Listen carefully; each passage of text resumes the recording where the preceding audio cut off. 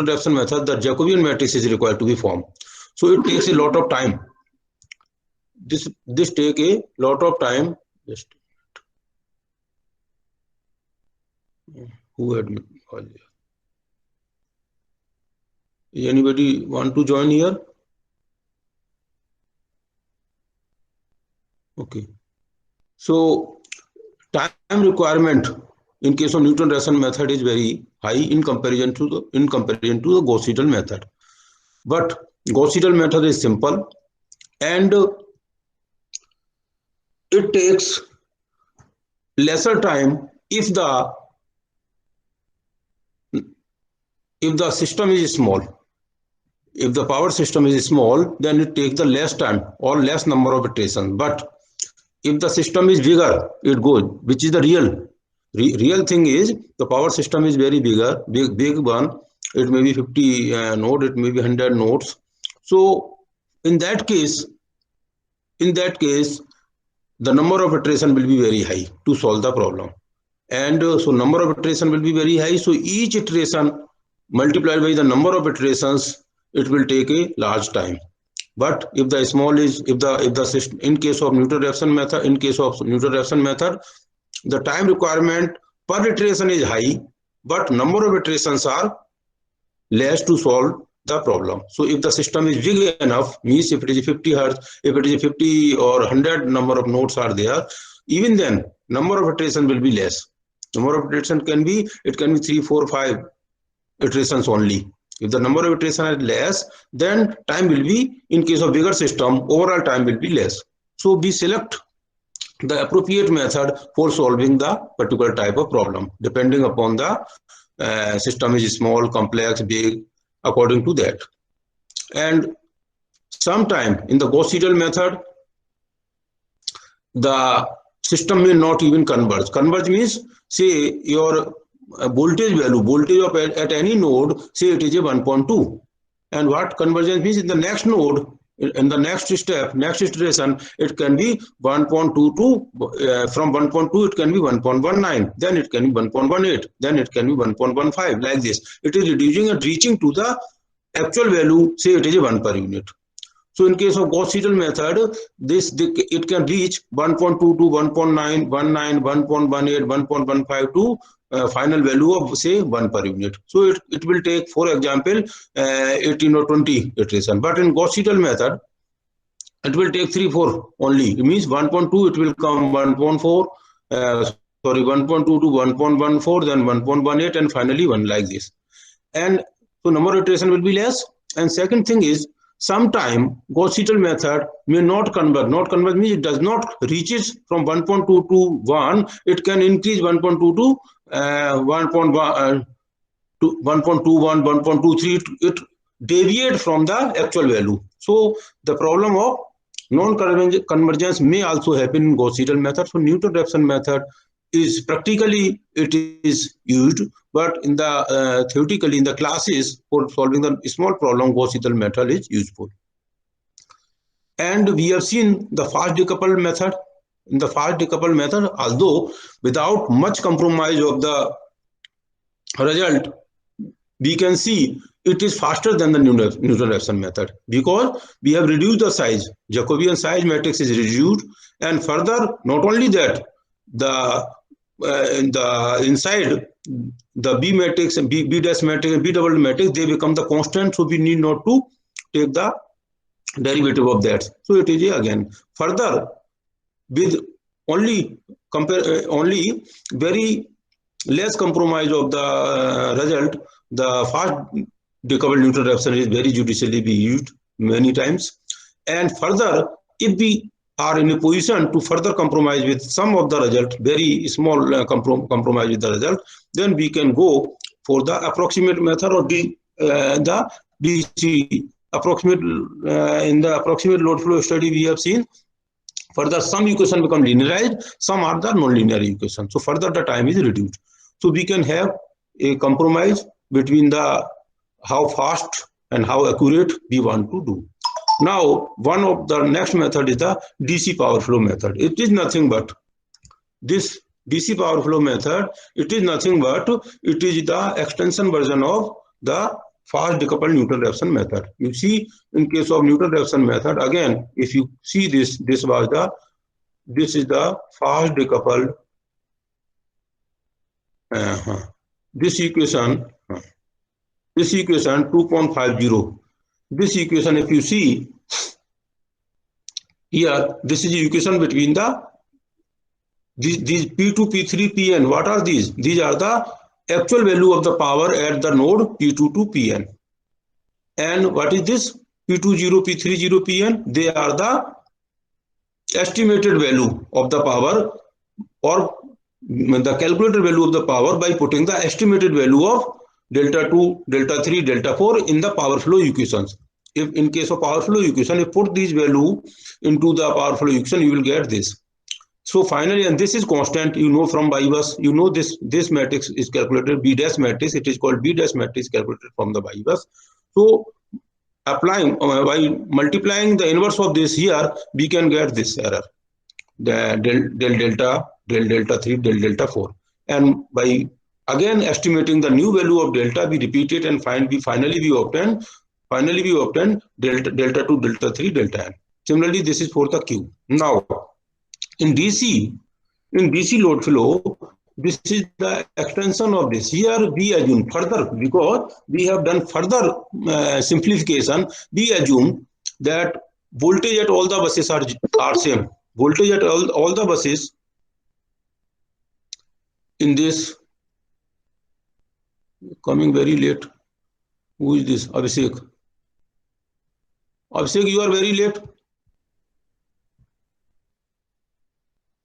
So here, since the voltage at all the buses is in the range of only, because it is a transmission system, change in voltage is allowed only 5%. So if we assume this V2, magnitude of V2, V3, all voltage is equal to 1 per unit same, then we can say this V2, V3 can be removed. If we remove this, this equation will be like this equation. Okay, here we have, because it was del P2 by volt V2, del P3 by V3, del P. So this equation, that equation 2.54 equation will be converted into this equation.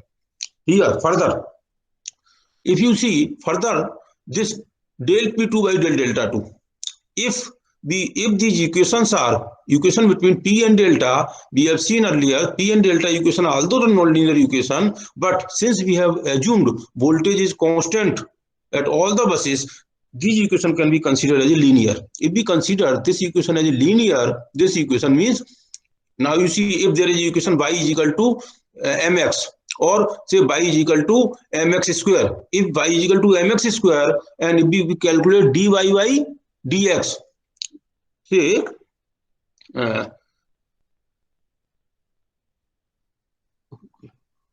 there is some, I don't know how to draw it. Yes. So say this is a equation. Are you able to see this by x? Hello? Yes, sir. So say, suppose this is equal to by x, and if you want to find out dy by dx at particular point, then here it will be different, and then here dy by dx will be different.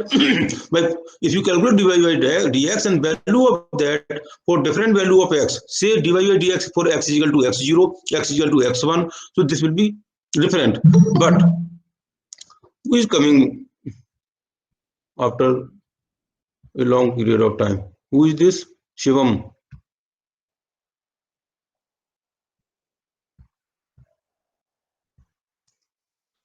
But if this equation is a straight line, okay, y is equal to it is x, y is equal to mx. If this equation is there, so then you can say dy by dx at every point it will be same. Is it there or not?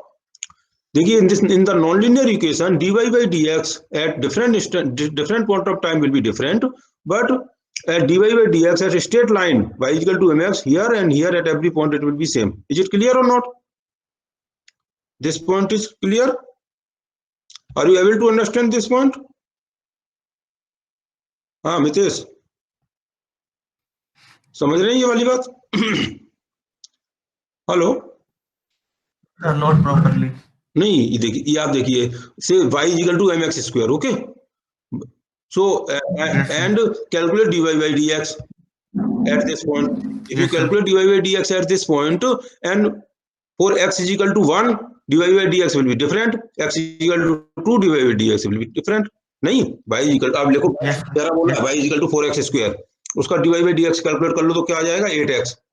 8x आया, x equal to 1 के लिए y की value 8 हो गई, x equal to 2 के लिए y की value 16 हो गई, नहीं होगी? So we can say dy by dx will be different at different point of time. लेकिन इसमें y equal to mx, इसको dy by dx करेंगे तो क्या आएगा? m आ जाएगा. m will be constant, हमेशा सेम रहेगा. स्ट्रेट लाइन में dy by dx will be different, mean dy or you can say del y by del x will be constant. So if we consider this as a linear,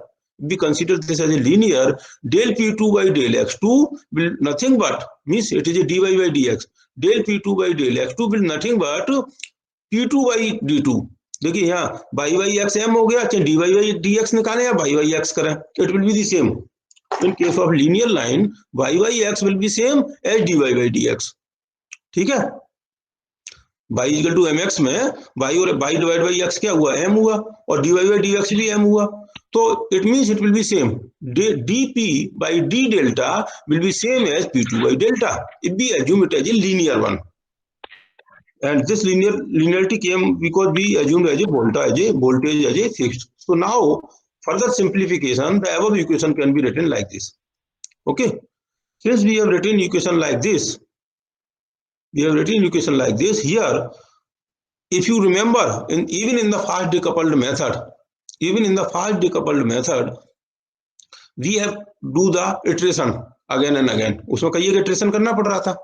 means delta, यहाँ क्या था? Delta 2 था, delta 2 की value estimate किया था, और after estimating we calculate p2 0. How? By putting into the equation, जो ये नॉन लीनियर इक्वेशन थी उसमें पुट करने के बाद में आपने इसका p2 0 निकाला था, देन p2 माइनस p2 0 इसका इनवर्स करके इसमें मल्टीप्लाई किया, then you obtain del delta. फिर सेकंड इटरेशन, थर्ड इटरेशन करते गए, finally we obtain delta 2, delta 3, delta 4 till the two consecutive values are nearly same. But here the del delta is not there. Simply delta 2, delta 3, here p2, p3. Means we not to do the iteration again and again. Simply in one iteration, or simply by solving this equation in the simple way, as the DC circuit we solve. DC circuit में जैसे y equal to voltage v is equal to I into R, या v is equal to I into Z, Z inverse का b में voltage में multiply कर दें तो I आ जाता है. ऐसे ही इसमें p is equal to this v into delta, तो इसके इनवर्स का इसमें मल्टीप्लाई करेंगे तो डेल्टा 2, डेल्टा 3 फाइनली आ जाएगा. So we need not to do the iteration again and again, directly, and this you know from the y bus. Y bus से ये calculate करना बहुत सिंपल है. Y bus से ये सिंपली है, क्योंकि what is this? It is nothing but same as the y bus after removing first row and first column, and after removing the conductance, means G plus J, आपका y is equal to conductance plus J susceptance. So if you remove the real part, this comes. So simply by multiplying this, and this is given in the equation, this is given, when this is given, and inverse of this when multiply this, you finally get delta 2, delta 3, delta n. So it is very simple, but its result will be slightly, will not be as accurate as of the Newton reaction or as accurate as the fast decoupled Newton reaction method. So this is also one method. Once you obtain delta 2, delta n, this method you can compare. Okay, you can compare this method above when we describe very beginning approximate load flow study. If you see the approximate load flow study, here you see sorry,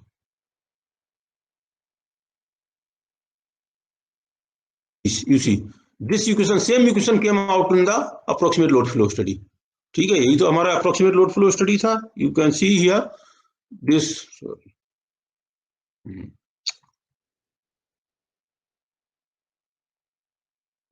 this was the approximate load flow study. Here you see the after doing the same approximation, we obtain this. Where here, if you remember, in the approximate load flow study, we assumed the theta IP is equal to 90 degree. Here, ये theta IP था, we assumed it as a 90 degree.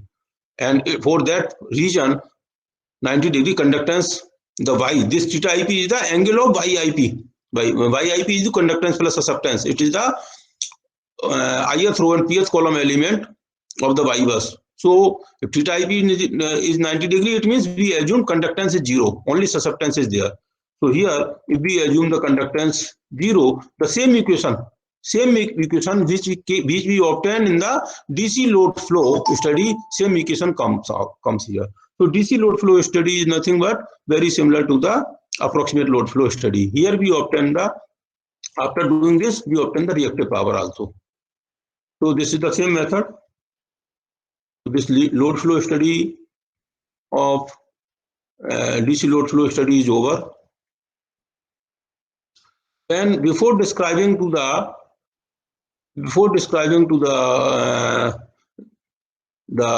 load flow study in the distribution system, all these methods, whatever we have described here, these are the load flow study in the transmission system. Then we will describe the load flow study in the distribution method. Before that, as you are interested in the numerical, I will take one numerical basic of. So इसमें अगर कुछ question है, then you can ask, so that we can close this and we can open the new. Okay, is there any problem in this? इसमें किसी को कुछ पूछना है? Whatever we explained so far, if you want.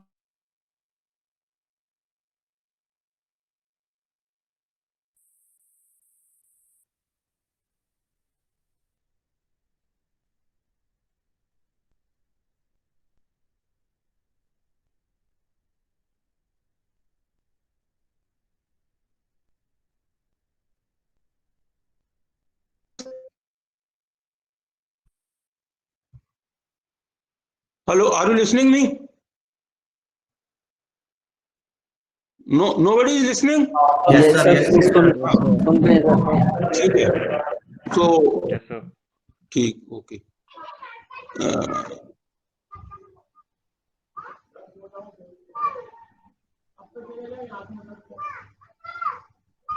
Okay.